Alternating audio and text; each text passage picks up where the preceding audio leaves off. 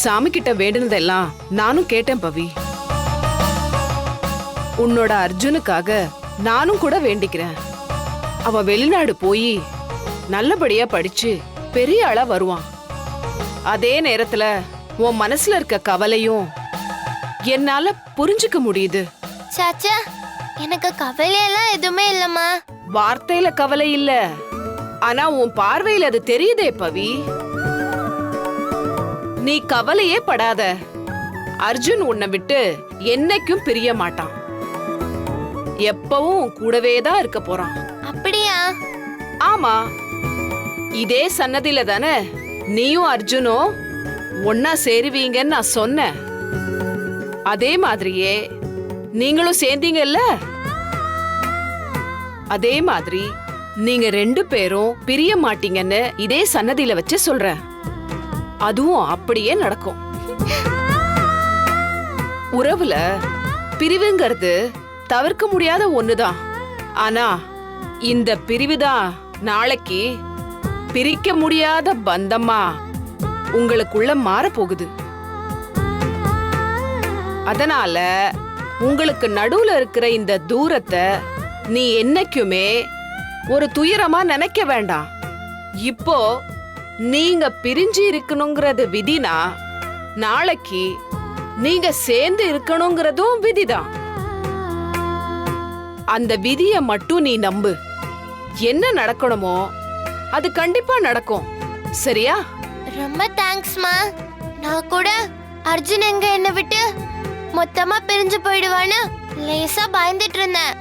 ஆனா நீங்க சொன்னதெல்லாம் கேட்டதுக்கு அப்புறம் அவன் என்ன எப்போதுமே பிரிய மாட்டான்னு எனக்கு நம்பிக்கை வந்துருச்சு.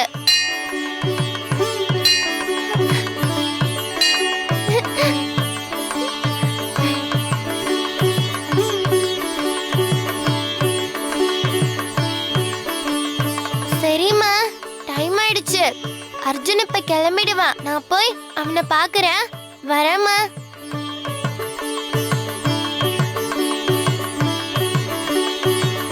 போயிட்டு வாமா.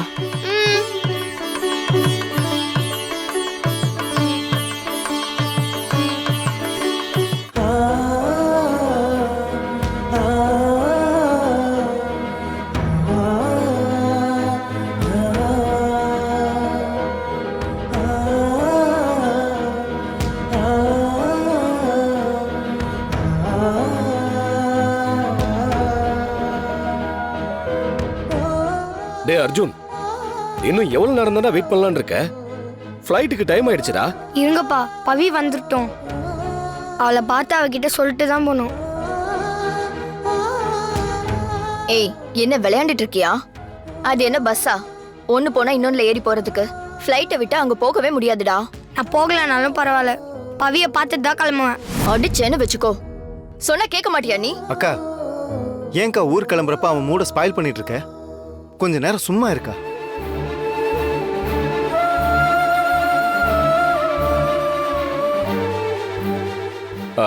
வேணு, அவ இங்க பக்கத்துல இருக்கிற கோயிலுக்கு தான் போயிருப்பான்னு நினைக்கிறேன். நீ வேணா போய் பார்த்துட்டு வந்துடுறியா? சீக்கிரம் போயிட்டு வா. சரிங்க மாமா.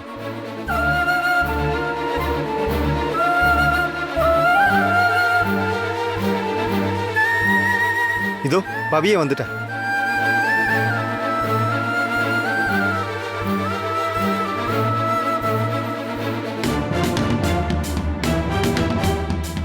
ஏய், அவன் ஊருக்கு கிளம்புறான்னு தெரியும்ல.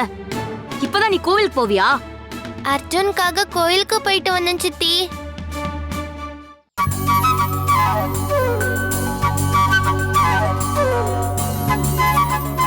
அர்ஜுன், சரி பார்த்துட்டல, கிளம்பலாம், வா போலாம். இருங்கப்பா, நான் வந்துடுறேன். பவி, என் கூட வாயேன். ஏ அர்ஜுன்,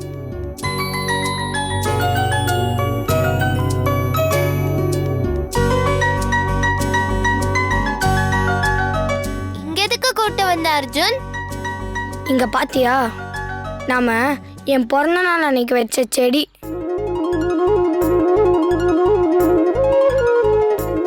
இந்த செடிய நம்ம 2 பேரும் சேர்ந்து வளர்க்கலாம்னு நினைச்சோம். ஆனா இப்போ என்னால அது முடியாது. அதனால நீ தான் இதை பத்திரமா பார்த்துக்கணும். இதுக்கு தினமும் தண்ணி ஊற்றி வளர்க்கணும். நான் படிச்சு முடிச்சுட்டு திரும்பி வரப்போ இந்த செடி பெரிய மரமா இருக்கணும். அதுக்கு கீழே உட்காந்துக்கிட்டு இத்தனை வருஷத்துல நடந்த கதை எல்லாத்தையும் நாம பேசணும். சரியா? சரி அர்ஜுன், கண்டிப்பா. அப்புறம் நான் உனக்கு ஒரு gift கொடுக்கணும். என்ன அர்ஜுன்?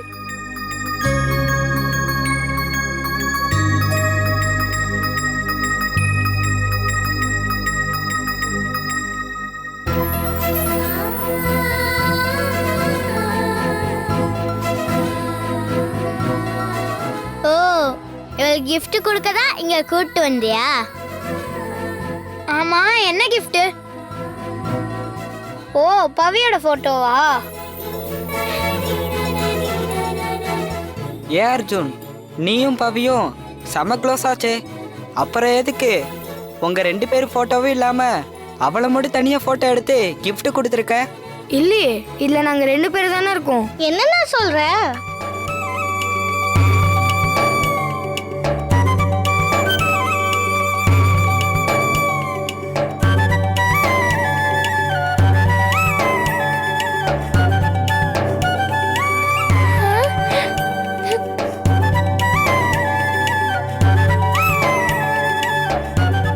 என்ன அர்ஜுன், இதை இப்படி பார்த்தா உன் ஃபேஸ் தெரியுது, அத அப்படி பார்த்தா என் ஃபேஸ் தெரியுது. நெட்ல இப்படி ஒரு போட்டோ பார்த்தேன்.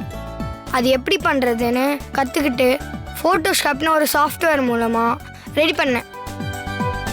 நான் திரும்பி வர வரைக்கும் என்னோட ஞாபகார்த்தமா இதை நீ பத்திரமா வச்சுக்கணும்.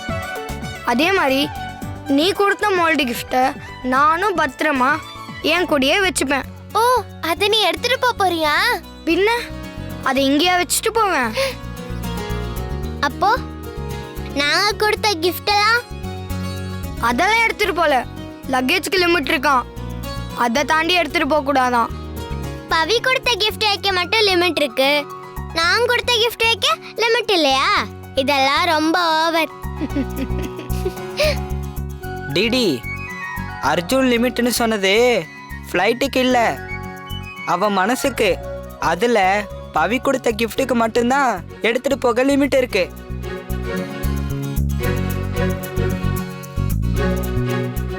சரி சரி, எனக்கு டைம் ஆச்சு, நான் கிளம்பணும். நான் சொன்னதெல்லாம் ஞாபகம் இருக்குல்ல பவி?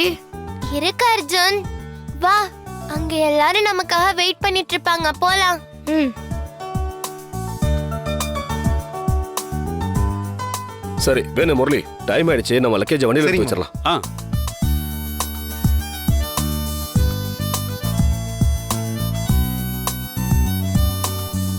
டேய் அர்ஜுன், இன்னும் எவ்வளவு நேரம்டா? அவ்வளவுதான், போலாம். ம் சரி, நீ போய் காயத்ரி பாட்டிக்கிட்ட ஆசீர்வாதம் வாங்கிட்டு அவங்க கிட்ட சொல்லிட்டு வாப்போம். சரிதா, அவன் நான் அழைச்சிட்டு வா. ஆசீர்வாதம் பண்ணுங்க பாட்டி.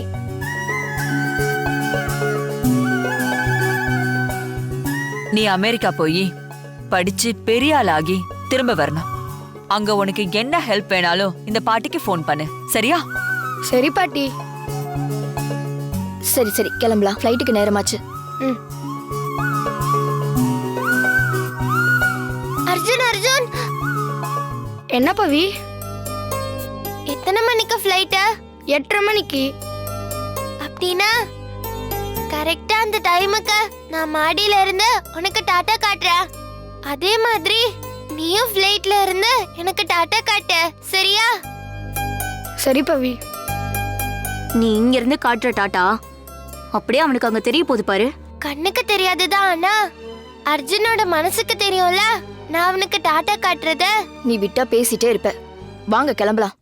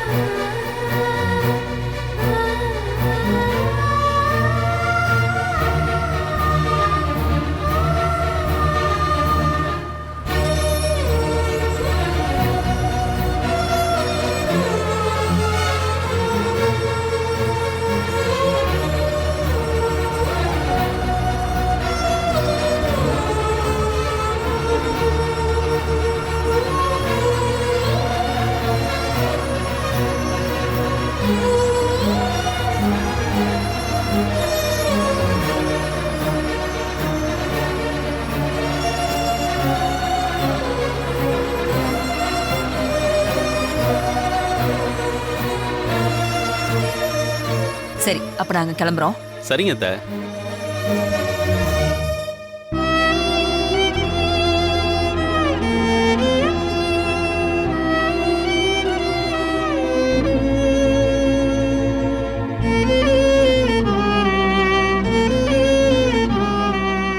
என்ன பவி, உன் கூட இருந்த அர்ஜுன் உன்னை விட்டு பிரிஞ்சு ஃபாரின் போயிட்டானேன்னு கஷ்டமா இருக்கா? எனக்கு உன் மேல கோவம் இருக்குதா, ஆனா உன்னை இந்த நிலைமையில பார்க்க என் மனசு கேட்கல. நீ ஒன்னும் கவலைப்படாத. அர்ஜுன் நல்லா இருக்கணுங்கிற எண்ணத்துலதான் நான் அவனை ஃபாரினுக்கே அனுப்புனேன். நீயும் அதுக்காக தானே அவனை கன்வின்ஸ் பண்ண. அப்ப நம்ம 2 பேருமே ஒரே சிந்தனையில தானே இருக்கோம். நீ ஒன்னும் கவலைப்படாத. அர்ஜுன் மேல இப்ப இருக்கிற அதே அன்போட எப்பவுமே இரு. அவன் திரும்பி வந்த உடனே உன்னையும் அவனையும் சேர்த்து வைக்க வேண்டியது என்னோட பொறுப்பு, சரியா? இத என் மனசுல இருந்து சொல்றேன். நீங்க 2 பேரும் ரொம்ப நல்லவங்க. நீங்க ஒன்னா இருக்கணுங்கிறது தான் அந்த கடவுளோட விருப்பமும் என் விருப்பமும். தைரியமா இரு. நான் உங்களை சேர்த்து வைக்கிறேன்.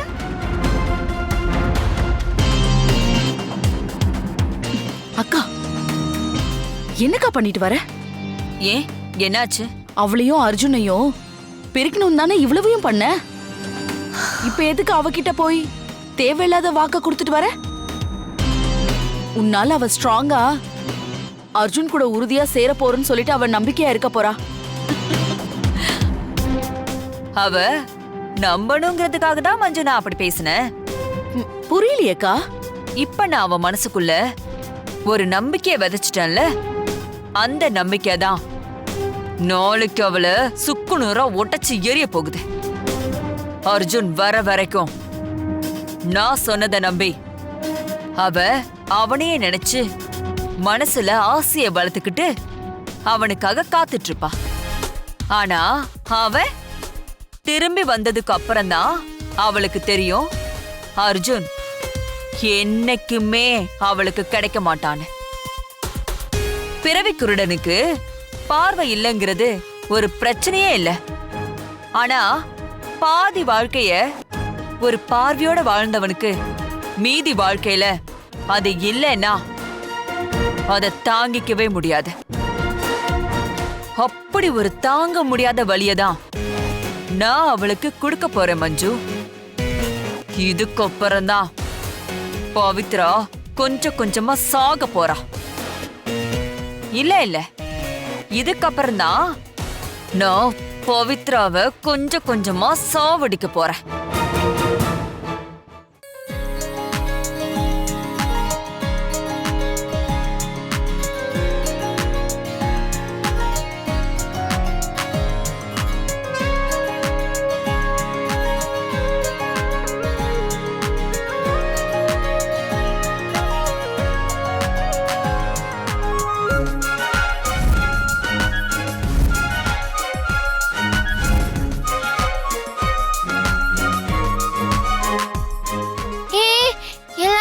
டைம் ஆயிடுச்சு. இன்னும் 5 நிமிஷம் தான் இருக்கு.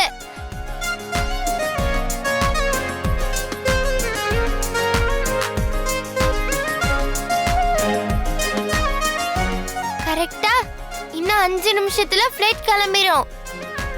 எல்லாரும் ரெடியா இருங்க. நம்ம அர்ஜுனுக்காக டாடா காட்டுவோம். ஓகே பவி. ஆனா எனக்கு ஒரு டவுட். என்ன டவுட் டிடி? அர்ஜுன் ஜன்னல் சீட்ல உட்கார்ந்திருந்தா நமக்கு அவன் டாடா காட்டுவான். ஒருவேளை அவனுக்கு அந்த சீட் கிடைக்கலனா என்ன பண்றது? அப்படி நடந்தா அர்ஜுன் எப்படியாவது அந்த சீட்டுக்கு வந்து நமக்கு டாடா காட்டுவான். நீ நெகட்டிவா பேசாத டிடி. நான் பிராக்டிகலா தானே பேசினேன். அத போய் நெகட்டிவ்னு சொல்றியே. எதுவும் வேண்டாம். அவன் கண்டிப்பா நம்ம டாடா காட்டுறத ஃப்ளைட்ல இருந்து பார்த்து சந்தோஷப்படுவான். அதுதான் நமக்கு முக்கியம். நீ சும்மா இரு DD.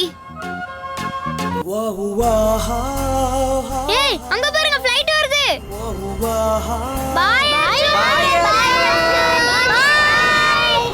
By Arjun. Bye Arjun.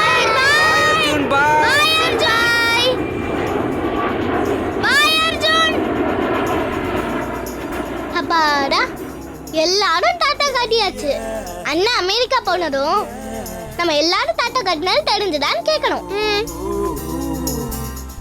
சரி வாங்க போலாம்.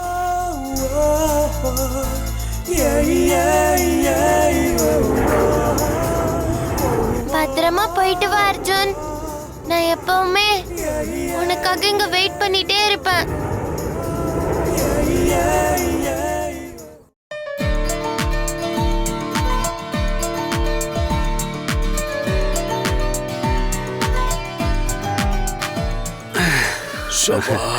வயிறு முட்டை சாப்பிட்டது முடியல. ஐயோ சரிதான், விருந்துன்னு போட்டு அசத்திட்ட போ. சும்மா இருங்க அத்தை. நீங்க இல்லனா என் பையன் இன்னைக்கு அமெரிக்காவுக்கு போய் படிக்க போயிருக்க முடியுமா? அதுக்காக இப்படியா? ஆமா, அப்படிதான். நீங்க செஞ்ச உதவிக்கான நன்றிய நான் காட்ட வேண்டாமா? அதுக்கு தான் இந்த விருந்து. சாப்பிட்டது ஜீரணமாகறதுக்கு கூல் ட்ரிங்க்ஸ் எடுத்துட்டு வரட்டுமா? அதெல்லாம் ஒண்ணு வேண்டாம். ஆமா சித்தி, அம்மாவோட ட்ரீட்மெண்ட் விஷயமா டாக்டர் கிட்ட பேசுனீங்களே, என்ன சொன்னாரு? கிருஷ்ணா, நீ கேட்டு முடிக்கல அதுக்குள்ள டாக்டரே ஃபோன் பண்ணிட்டாரு போ. ஹலோ டாக்டர், சொல்லுங்க. ஹலோ மேடம், ஏதாவது பிஸியா இருக்கீங்களா? சேச்சே, நான் என் சிஸ்டர் வீட்ல தான் இருக்கேன். கரெக்டா இப்பதான் உங்களை பத்தி பேசிட்டு இருந்தோம், நீங்களே கால் பண்ணிட்டீங்க. போங்க. சொல்லுங்க டாக்டர், என்ன விஷயம்? மேடம், நாளைக்கு நான் இந்தியாவுக்கு வரேன். வந்ததும் முதல் வேலையா உங்க சிஸ்டரோட ஆபரேஷனை முடிச்சிடலான்னு பாக்குறேன். அப்படியா? Super doctor. அதனால உங்க சிஸ்டரை நீங்க உடனே எம்எம் ஹாஸ்பிட்டல்ல அட்மிட் பண்ணிடுங்க. நான் எல்லா விஷயத்தையும் அவங்க கிட்ட சொல்லிட்டேன். ஆபரேஷனுக்காக ஒரு 10 lakhs மட்டும் நீங்க பே பண்ற மாதிரி இருக்கும். அதுக்கு என்ன டாக்டர், நாங்க பண்ணிடுறோம்.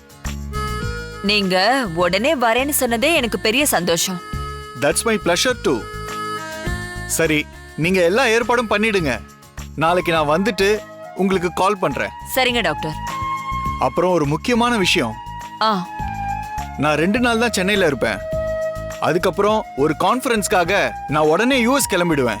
அதனால எல்லாத்தையும் பக்காவா ஏற்பாடு பண்ணி வச்சிருங்க. ம், லாஸ்ட் டைம்ல காம்ப்ளிகேஷன் வேண்டாம். சரிங்க டாக்டர், நான் எல்லாத்தையும் பண்ணிடுறேன். ஓகே. என்ன சித்தி, டாக்டர் என்ன சொன்னாரு? நாளைக்கு சென்னைக்கு வராராம். 2 நாள் தான் சென்னையில இருப்பாராம். அதனால ரமாவோட ஆபரேஷனை பண்ணிரலாங்கிறாரு.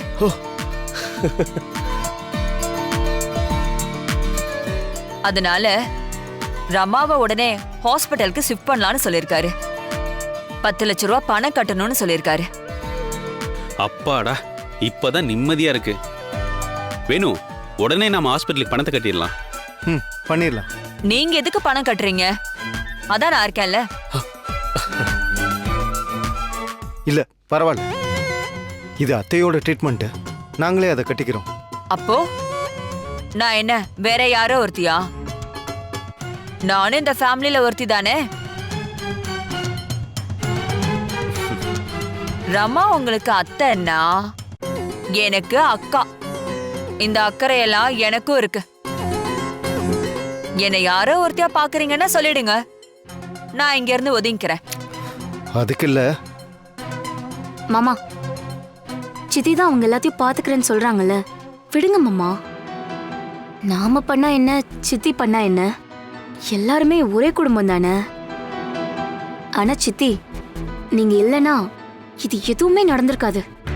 அம்மாவோட ட்ரீட்மெண்ட், அர்ஜுனோட அமெரிக்கா படிப்பு, நீங்க பெரிய விஷயம் பண்ணிருக்கீங்க. அட என்ன நீங்க, நான் சாதாரணமா செஞ்ச உதவிய இப்படி சொல்லி காட்டிட்டு இருக்கீங்க. போங்க. நீங்க பேசுறத கேக்குறப்போ ஏண்டா அது செஞ்சோன்னு இருக்கு. சித்தி, அதுதான் உங்க பெரிய மனசும் பெருந்தன்மையும். அது கண்டிப்பா எங்க யாருக்குமே வராது.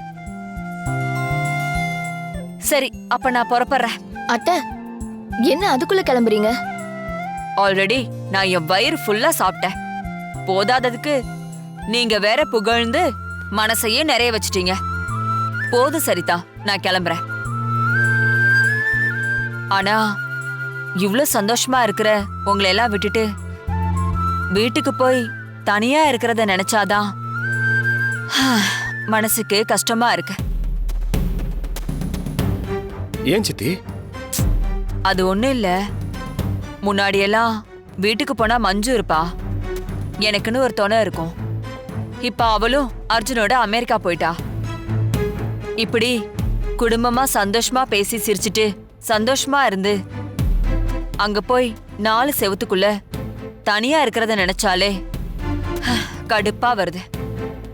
என்ன பண்றது? சித்தி, உங்களை யார் அங்க போ சொன்னது? நீங்க இனிமே இங்கதான் இருக்கணும். விளையாடாத ஜோதி. இல்லத்த, ஜோதி சொல்றது கரெக்ட் தான். அதான் மஞ்சு வீட்ல இல்ல, நீங்க அங்க போய் தனியா என்ன பண்ண போறீங்க?